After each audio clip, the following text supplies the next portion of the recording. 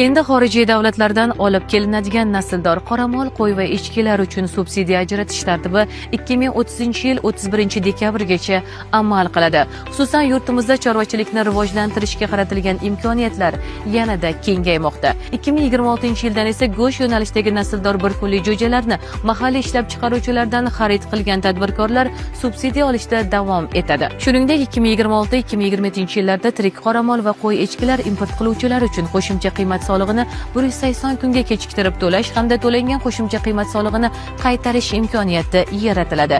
2026-yildan boshlab veterinariya ruxsatnomalari va sertifikatlar 2 barobar tezroq ko'rib chiqiladi. Chorvachilik mahsulotlari ishlab chiqaruvchi tadbirkorlarga ozuqabop ekinlarni yetishtirish uchun elektron onlayn auksion savdolari orqali yer uchastkalarini ijaraga olish huquqini, sotib olish to'lovlarini 5 yil muddatga teng ulushlarda bo'lib to'lashga ruxsat beriladi.